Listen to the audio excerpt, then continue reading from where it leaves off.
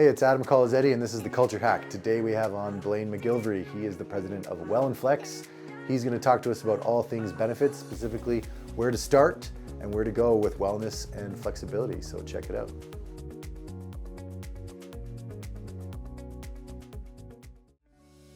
Hey, welcome to the Culture Hack. We are here in studio, which is super exciting. I have Blaine McGilvery here with me. He's the president of WellnFlex. And if you didn't catch the first episode, Blaine talked all about his journey through entrepreneurism and becoming a professional and how he relates to his customers, and now the creation of WellnFlex, which brings us to today. Well, wellness and flexibility. Sure.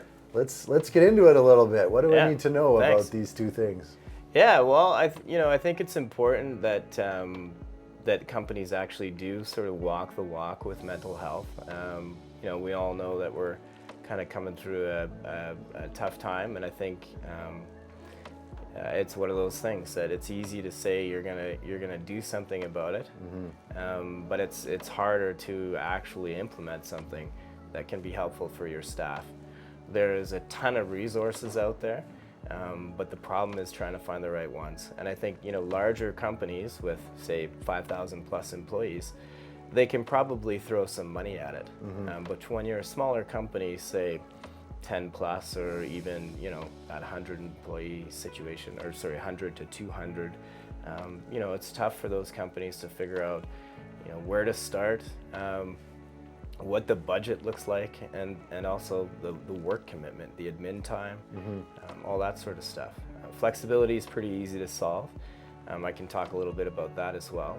But I think you were more after in the initial conversations was to talk about where do you start, and companies getting started with benefits. Yeah, like I even know in my own journey looking into benefits and talking to people, even the lingo, I was having trouble even understanding what you were talking about. Tons of acronyms. That's right? The insurance problem. It's an issue. Yeah. But wellness, I think maybe companies think about benefits as you've got your health insurance and maybe your RSP matching or something, but not necessarily mental health. So I'm really curious, like how does mental health play into this?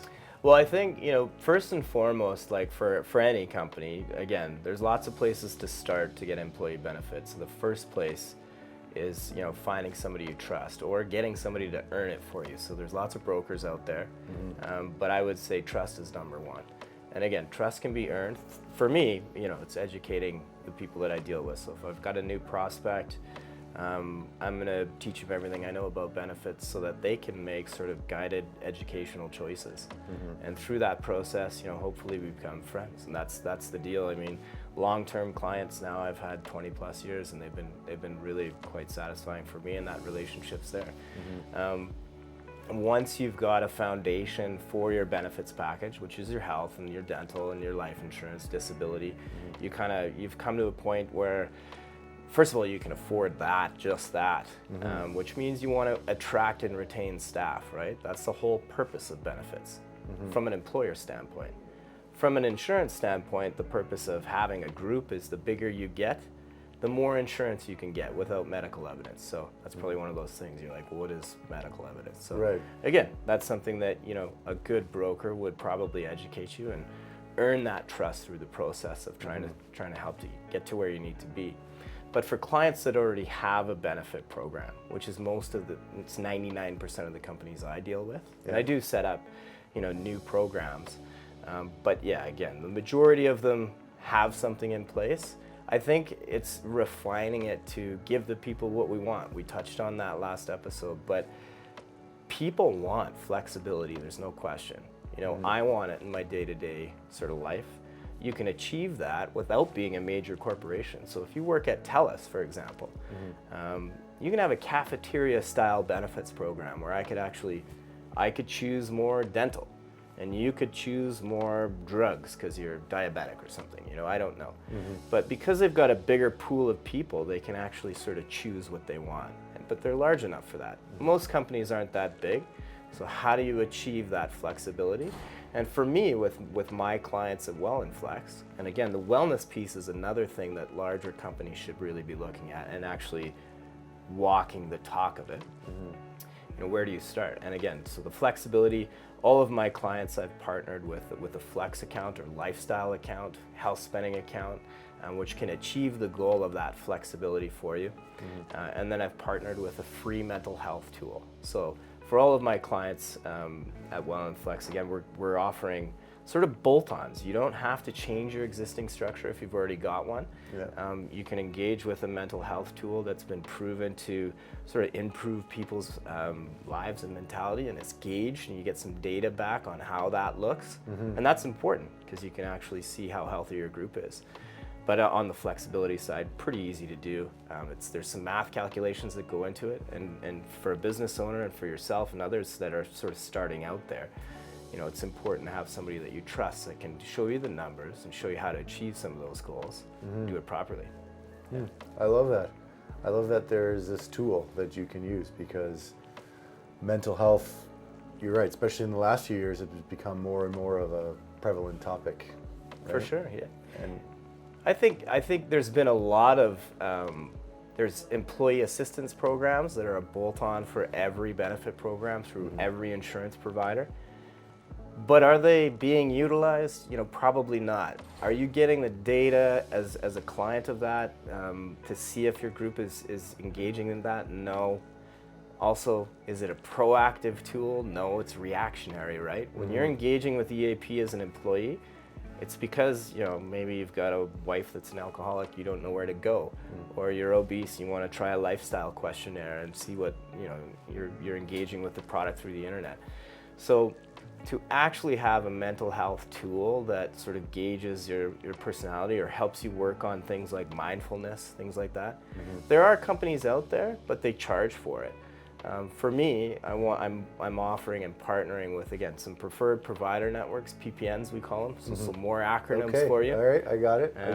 But yeah, they're exciting because I think you'll be able to get some data and see if your group's healthy and achieving that goal. Right. And it's free. Right. Yeah. I think I'm starting to understand now why that relationship piece is so important, right? Because I've signed up for said benefits package, but maybe I don't know or don't understand the different bolt-on programs, or maybe I have it, but like you said, I'm not getting or using the data properly. So I need someone to kind of poke me and say, sure, and explain all of that to you. I think that a lot of business owners in the smaller group market, they want to attract and retain staff, and they want to have a healthy culture. Again, it's tough for them to walk the walk, but where do they start? I have some clients that just want to offer a benefits package and hope that nobody uses it. And is that the right thing to do? Maybe. They can say they offer it. True. They can offer a competitive salary, but throwing money or a product at a problem is not a solution.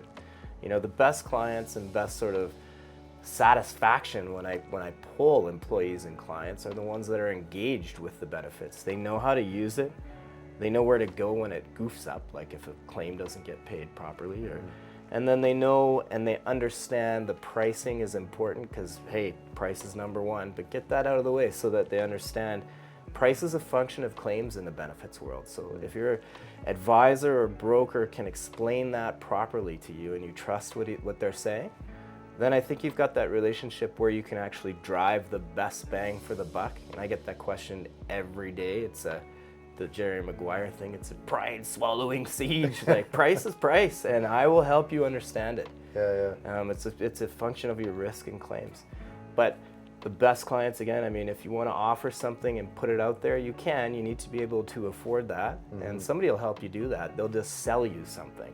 Right. But if you want to engage in a trusted relationship, then somebody's got to earn it, or you've already got it with somebody maybe already, and let them help you, because people are willing to do it. I love that. Yeah. Because I think, as a business owner, when I think of my own team, there's a lot of trust that's earned both ways. So if you're looking to something as important as benefits and people's lives that essentially you're affecting, why wouldn't you want a partner to your team? Yeah, that can earn it as well, right? And help you achieve that. I think you as a business owner and for a smaller company, you might think, well, let's just throw $2,000 a year at them and they can buy their own insurance or figure it out. A lot of employees will say yes to that. And I've seen it before, but you as an employer too, you also have to make the right choices for them. If you want a healthy, happy workplace, you got to kind of lead the horse to water a little bit, and you should be providing things like disability coverage. Because back to, my dad as an entrepreneur and owning that paint shop, he actually had somebody become disabled and he didn't have disability because he's cheap. He's got the Scottish in him, like me.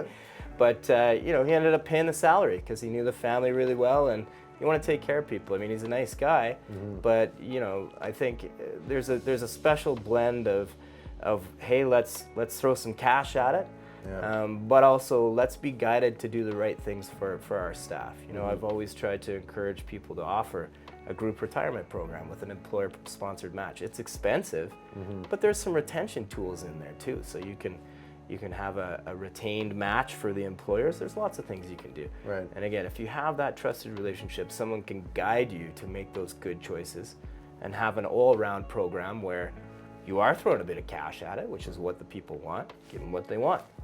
But you're also helping them have happy, healthy lives, both on and off the ice, in the hockey terms. So, yeah. No, I love that. And I think, we talked a little bit about kind of the difference between being sold a product and then talking to a true specialist and like what that means in the insurance world, the benefits world. So I think we're gonna really dive into that. Sure, there's a lot there. Anyone can sell you anything, but if you've got a true specialist that you trust, it's the right thing, right place to be. Okay, amazing. Well, I look forward to that next episode, and definitely check it out if you're watching. But first, if somebody wants to talk to you about benefits, how do they get a hold of you?